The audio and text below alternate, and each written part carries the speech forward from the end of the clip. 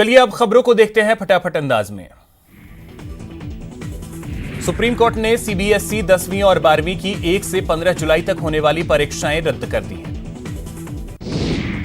राजस्थान में corona positive मरीजों की संख्या 16,085 हो गई है। आज 76 नए केस सामने आए। आज कोटा में कोरोना के 8 नए केस सामने आए, जिसके बाद जिले में कोरोना मरीजों की संख्या 585 हो गई। कोटा में विभिन्न थाना क्षेत्रों में लगा कर्फ्यू जिला मजिस्ट्रेट ने के आदेश जारी करने के बाद हटा दिया गया है। कर्फ्यू के हटने से लोगों ने राहत की सांस ली। धौलपुर में बुधवार को 20 नए कोरोना पॉजिटिव केस मिलने से जिले में आंकड़ा 531 तक पहुंच गया। राजस्थान में पहले जमाती फिर प्रवासी और अब वंदे भारत अभियान के तहत विदेश से लौट रहे लोग परेशानी का सबब बन रहे हैं। इन लोगों की वजह से राजस्थान में कोरोना संक्रमितों का आंकड़ा काफी तेजी से बढ़ रहा है। पिछले एक महीने में 45 फ्लाइट से अब तक करीब 7,000 लोग जयपुर पहुंच चुके हैं। इनमें से 4,000 को उनके घर भेजा जा चुका है, जबकि 3,000 को क्वारंटीन किया गया है, जिसमें से 185 की रिपोर्ट पॉजिटिव पाई गई। दौसा में कोरोना से तीसरी मौत दर्ज की गई। जिले में कोरोना के 4 नए मरीज सामने आए हैं। दौसा में अब तक 117 मरीज सामने आ चुके हैं। झालावाड़ थाने में बंद हत्या का आरोपी कोरोना पॉजिटिव पाया गया, जिसके बाद सभी पुलिसकर्मियों और उनके परिजनों के कोरोना के जांच किए गए। बूंदी में कोरोना के 2 नए केस सामने आए हैं। जिले में कुल मरीजों की संख्या 12 हो गई। भीलवाड़ा के भदादा मोहल्ले में शादी में शामिल हुए 7 और लोगों की रिपोर्ट कोरोना पॉजिटिव पाई गई। इनमें से 4 महिलाएं शामिल हैं।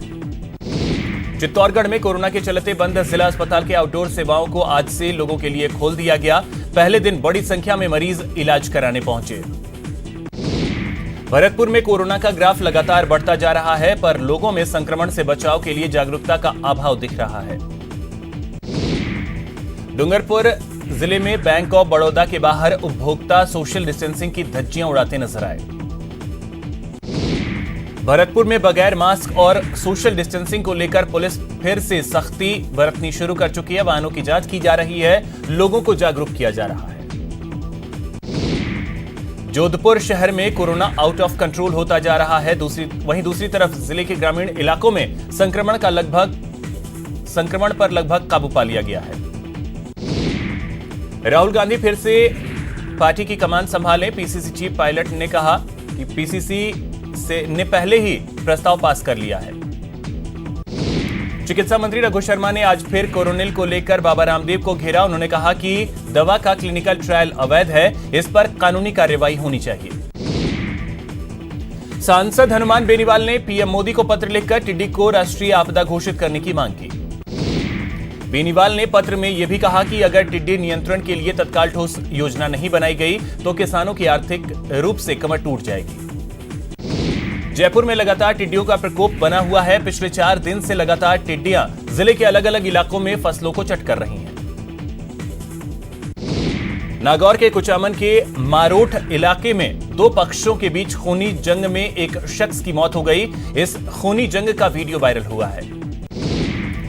अजमेर के नाका मदार क्षेत्र में बन रहे रेलवे ब्रिज में बाधक बन रही 74 दुकानों पर आज निगम का पीला पंजा चला। जोधपुर संभाग के एमडीएम अस्पताल में तैनात महिला कांस्टेबल और पार्किंग संचालक के बीच मारपीट हो गई। पार्किंग संचालक पार्किंग में ज्यादा पैसे वसूल रहा था, जिस पर कांस्टेबल कार्रवाई करने गई थी। अजमेर में बिजली विभाग की लापरवाही सामने आई है। जोश जंग इलाके में लाइन का तार टूटकर सड़क पर गिर गया। सूचना के बावजूद पावर प्रशासन का कोई कर्मचारी मौके पर नहीं पहुंचा। जयपुर के जोबनेर थाना क्षेत्र में बुधवार को कृषि विभाग की एक कर्मचारी विभाग कार्यालय में मृत पाई गई। पुलिस के मुताबिक उसने एक सुसाइड नोट भी छोड़ा है, जिसमें सुसाइड करने वाली महिला संगीता बागड़ी ने विभाग के एक अधिकारी पर मानसिक प्रताड़ना का आरोप लगाया। भरतपुर में सड़कों पर अवैध रूप से घूम रहे बाइक रिक्शों की संख्या में इजाफा हो रहा है, लेकिन इस ओर परिवहन विभाग का कोई ध्यान नहीं है। अलवर में चोरी करने गए 2 चोर गार्ड के हत्थे चढ़ गए। गार्डों ने चोर की जमकर पिटाई कर दी।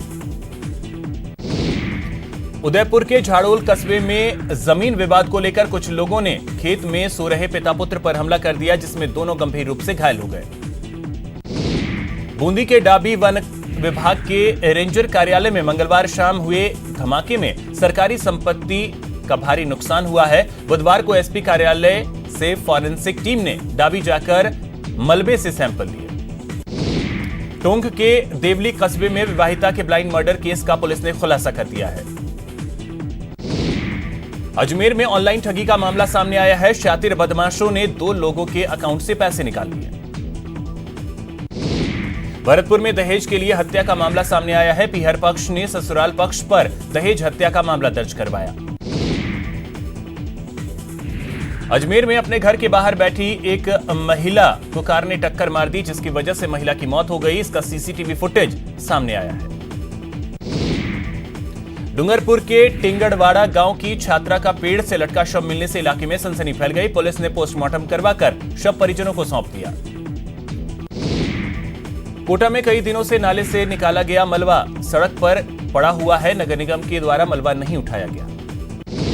बाड़मेर में जमीन विवाद को लेकर हुए एक युवक की मौत के मामले में लोगों ने पुलिस को ज्ञापन सौंपकर आरोपियों की गिरफ्तारी की मांग की। कोटा में एक विवाहिता को कोरोना पीड़ित बताकर ससुराल पक्ष के लोगों ने उसे घर से बेदखल कर दिया। पीड़ित महिला पुलिस से इंसाफ की गुहार लगा रही है। उदयपुर में एक मकान में आग लगने से घर का सारा सामान जलकर खाक हो गया। सूचना मिलने पर दमकल की टीम मौके पर पहुंची और आग पर काबू पाया। बाड़मेर के बालोतरा में देर रात एक किराना की दुकान में आग लग गई। आग लगने की वजह से दुकान में रखा सामान जलकर खाक हो गया। कड़ी मशक्कत के बाद आग पर काबू पाया गया। अजमेर जयपुर हाईवे पर आज सुबह अनियंत्रित होकर ट्रक पलट गया, जिससे हाईवे पर लंबा जाम लग गया। उदयपुर के कोटरा के तिरवला सोमाली मार्ग पर ओवरलोडेड सवारियों से भरी एक बेकाबू जीप खाई में जा गिरी, जिससे 1 दर्जन लोग गंभीर रूप से घायल हो गए। जोधपुर के सबसे बड़े जय नारायण विश्वविद्यालय में छात्र संगठनों ने परीक्षा में हो रही समस्याओं को लेकर विरोध प्रदर्शन किया। एनएसयूआई के बैनर तले छात्र नेता हरींद्र चौधरी ने विरोध प्रदर्शन कर छात्रों की समस्या को लेकर ज्ञापन सौंपा। अलवर जिले में कनिष्ठ सहायक भर्ती 2018 की परीक्षा सफल अभ्यर्थियों के नियुक्ति की मांग को लेकर चयनित अभ्यर्थियों ने जिला कलेक्टर अलवर को ज्ञापन सौंपकर जल्द नियुक्ति देने की मांग की। जैसलमेर के जिला कलेक्टर ने अनूठी पहल की है। यूआईटी अध्यक्ष के साथ शहर के सौंदर्यीकरण और प्रमुख चौराहों पर हाई मास्क लगाने का काम व्यापक रूप से कर रहे हैं। कोटा जिला परिषद के सीईओ इटावा पंचायत समिति क्षेत्र का निरीक्षण करने पहुंचे। जैसलमेर में सरकार की अभय कमांड योजना अधर में लटकती नजर आ रही है। योजना के तहत शहर में 465 सीसीटीवी कैमरे लगाने थे, लेकिन अभी तक 168 कैमरे ही लग पाए हैं। भरतपुर की सुजानगंगा नहर में मछलियों की संख्या दिन ब दिन बढ़ती जा रही है, जिसके चलते मछलियों को दाना डालने वाले लोगों की भी संख्या में इजाफा हो रहा है।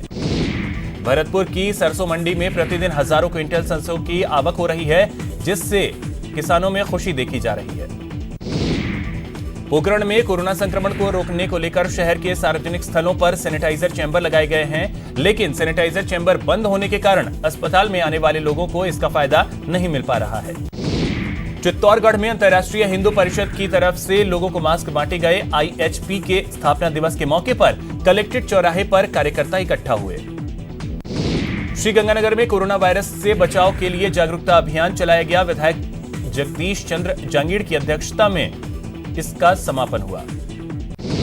सवाईमाधोपुर जिला मुख्यालय के महावीर पार्क में जागरूकता अभियान चलाया गया। लोगों को इम्यूनिटी बढ़ाने के लिए आयुर्वेद विभाग की तरफ से काढ़ा पिलाया गया।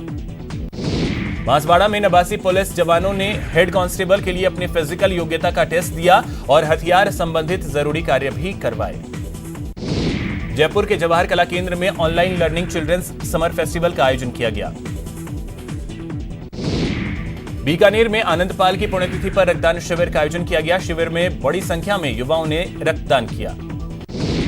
उदयपुर के कोटड़ा में कोरोना को लेकर जागरूकता अभियान जारी है। कोटड़ा पुलिस थाना से कोरोना जागरूकता अभियान का शुभारंभ हुआ। भरतपुर पेंशनर समाज ने कोरोना संक्रमण से लोगों को राहत पहुंचाने के लिए मुख्यमंत्री कोष में 21,000 रुपए दान किए। कोटा के पीपलदा कस्बे में पेयजल की समस्या को लेकर यूथ पावर ग्रुप ने राहगीरों के लिए वाटर कूलर लगाया है। जोधपुर में किसानों को ड्रिप इरिगेशन से खेती की सिंचाई काफी पसंद आ रही है। लूणी इलाके में किसानों ने कृषि विभाग के सहयोग से ड्रिप इरिगेशन लगवाए। झालावाड़ में कोरोना से जागरूकता को लेकर पुलिस जवानों ने वाहन रैली निकाली और लोगों को कोरोना से बचाव के उपाय बताए। बीकानेर में आज कोरोना जागरूकता को लेकर राजस्थान राज्य भारत स्काउट की ओर से जिला कलेक्ट्रेट पर एक विशाल पेंटिंग बनाई गई, जहां जिला कलेक्टर ने भी स्काउट वॉलंटियर के साथ पेंटिंग्स में हाथ आजमाए। देश में लगे आपातकाल को आज 45 साल पूरे हो गए हैं। इस मौके पर जोधपुर में आपातकाल के 45 साल पूरे होने पर जेल में रहे लोकतंत्र सैलानियों का आज लोकतंत्र के सेनानियों का आज सम्मान समारोह आयोजित किया गया। जयपुर के जवाहर कला केंद्र में साप्ताहिक आर्ट टास्क सीरीज के तहत बिल्डिंग इंक्लूसिव सोसाइटी विषय पर आर्ट टॉक का आयोजन किया गया। कोटा में एक घर में कोबरा मिलने से घर वाले सकते में आ गए। बताया जा रहा है कि यह कोबरा 2 दिन से घर में घुसा था। भरतपुर में एक सांप को देखकर लोग दहशत में आ गए। जैसे ही शास्त्री पार्क के पास झाड़ियों में सांप दिखा, अफरा तफरी मच गई। मानसून अब प्रदेश के कई अन्य हिस्सों में भी प्रवेश कर चुका है। कल के बाद मानसून ने और आगे बढ़ते हुए अधिकांश हिस्सों को कवर कर लिया। मानसून के चलते आपदा प्रबंधन और सिविल डिफेंस के साथ साथ एसडीआरएफ की टीम भी एक्टिव मोड में आ गई है। कोटा में हाड़ौती के जंगलों में लंबे समय से डटे हुए पशुपालक अब घर वापसी करने लगे हैं। अच्छे मानसून की उम्मीद के साथ ही पशुपालक घर जा रहे हैं। प्रदेश में मानसून की बारिश के बाद किसान बुआई में जुट गए हैं। दौसा जिले के सीकराय और बांदीकुई क्षेत्र में बुधवार को मानसून की पहली बारिश हुई। श्रीगंगानगर में आज मानसून की पहली बारिश हुई, जिससे लोगों को तेज गर्मी से राहत मिली। कोटा में मानसून की पहली बारिश ने लोगों को जलती चुभती गर्मी से निजात दी। अजमेर में जोरदार बारिश हुई, जिससे मौसम खुशनुमा हो गया। धौलपुर में भी झमाझम बारिश हुई, यहां भी गर्मी से लोगों को राहत मिली।